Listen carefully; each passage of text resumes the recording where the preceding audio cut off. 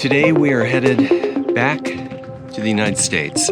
We are headed out of Sooke Harbor and crossing the Strait of Juan de Fuca over to Port Angeles. We're going to use the CBP Roam app just after we cross the maritime border, and hopefully that'll go well. There's supposed to be about 10 to 15 knots of wind from the west, so it should be a nice downwind sail to get across there. We're guessing it's going to take about 4 hours. After exploring the west coast of Vancouver Island, we're now headed south. And instead of visiting the same familiar anchorages along the way, we decided to explore some places on the Olympic Peninsula, not commonly visited by cruisers. But first, U.S. Customs, it seems, is quite concerned about our return.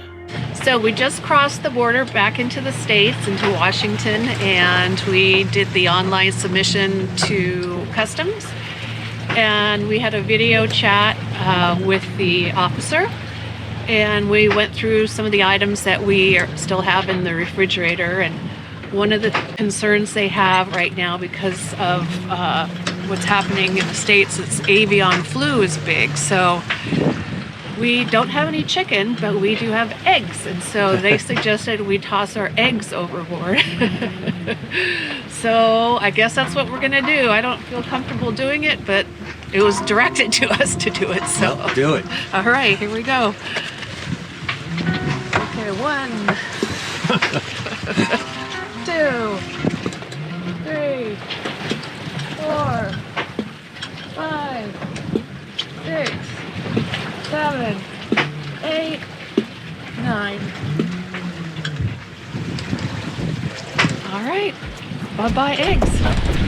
And even though we tossed the eggs, Customs wasn't done with us yet. On our way into Port Angeles, you have to follow this long spit and go around it before you come in the bay.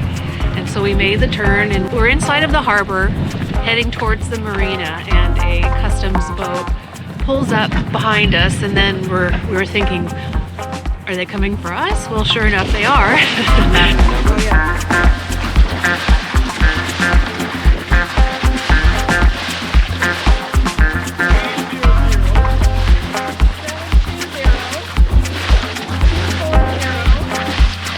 They pulled up next to us and asked us where we've been, where we're going, what kind of alcohol we have, and then we reminded them that we called into the app once we crossed the border in the Strait of Juan de Fuca. So they just needed the confirmation number, and then they were good to go. But it's interesting. It's like both in Canada and in the US, we've had customs approach us.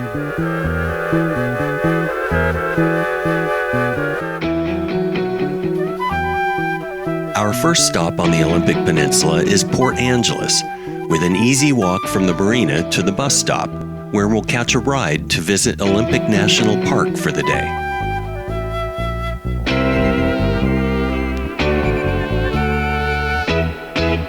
We just arrived at the top of Hurricane Ridge, and we took the shuttle from Port Angeles, about 40 minutes, and it was only $1 each way.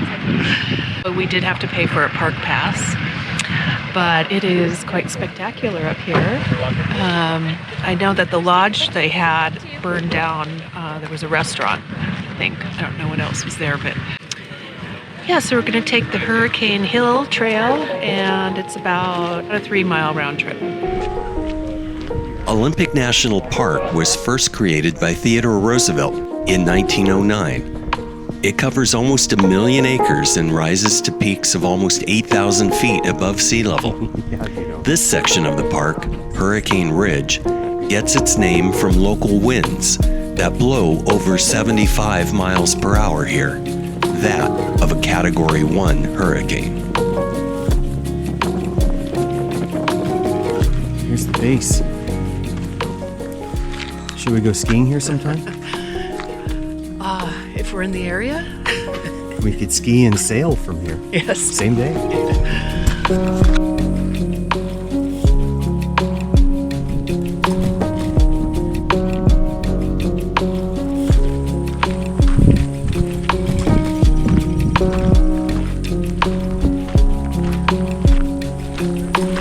made it to the top of Sunrise Point. It's about 5,500 feet elevation here, and you can actually see the marina back in Port Angeles, where our boat is.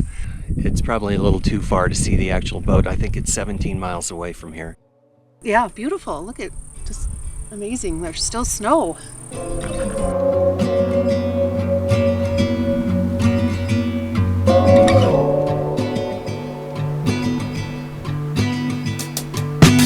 This morning we're leaving Port Angeles and headed over to Sequim. It should take us about 4 hours to do that. We're going to pull into John Wayne Marina. They don't take reservations, and when we called them on the phone, they said that they may have space for us, they may not. It depends on the fishing vessels that are filling up the dock right now and if enough of them leave. So our alternative is we just anchor outside the marina and we'll see what happens when we get there. The wind is supposed to be less than 10 knots and behind us, so it should be a relatively easy passage today, and we're looking forward to seeing Sequim.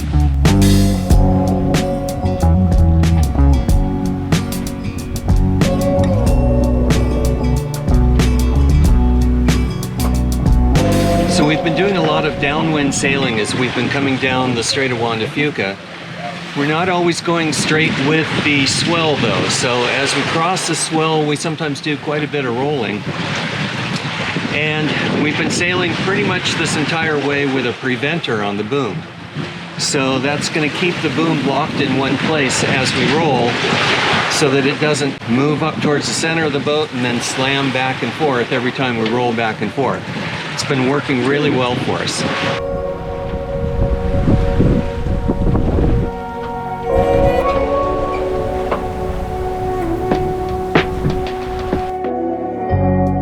The entrance into Sequim Bay can be a bit challenging as there's a somewhat narrow channel to zigzag around the sand spit and avoid adjacent shallows of just 0 to 7 feet. For deeper draft boats such as Indigo, we have to avoid transiting at low or minus tides. But our destination here is not far from the sand spit, John Wayne Marina. The marina was built in 1985 on 22 acres of land donated by the John Wayne family, a portion of his longtime estate here on Sequim Bay. John Wayne had envisioned a marina to be built on this spot. The marina now includes a small museum dedicated to the Duke. Earl, you and your brother stand clear. I got no interest in you today. Stand clear and you won't get hurt. Man ought to do what he thinks is best. All right, quit. But he's trying to stop you. But we were here in Sequim for another reason. Where you go? I said, where are you going? You got no use for a man you can't depend on. Where you go?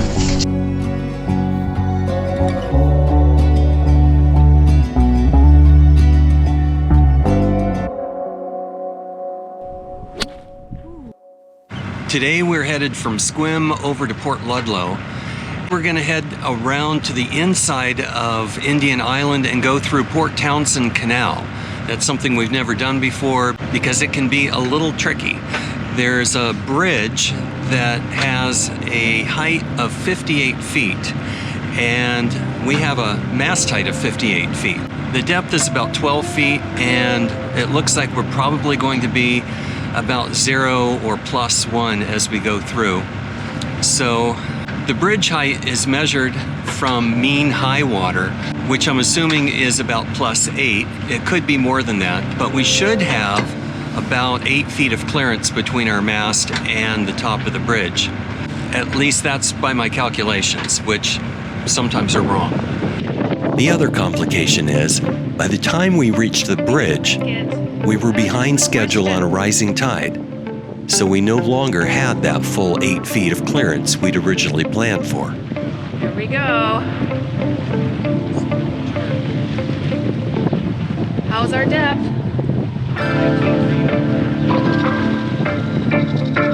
Oh boy. Oh no. Oh. Close your eyes. Close your eyes. Please God, please, please, please.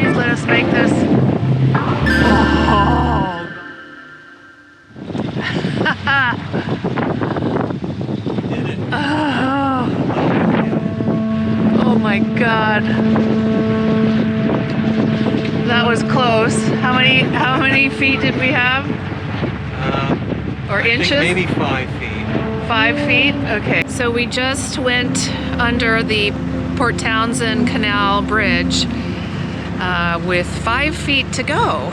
So normally we don't take this route to Port Ludlow because the tide is higher and we obviously can't fit under the bridge, but there's an opportunity today to do that, and so we did it with 5 feet to spare. So definitely a nail biter, but if the skipper wants to try it and he says we can do it, you just have to trust. So instead of going into the marina here in Port Ludlow, we are going to go anchor in the back bay. It's a place we haven't been to before, but it is a little anchorage, very protected between two little islands called the Twins. And it's a bit shallow to get in there. The only way is through a channel directly between the two twins. So we're gonna head in there and go check it out.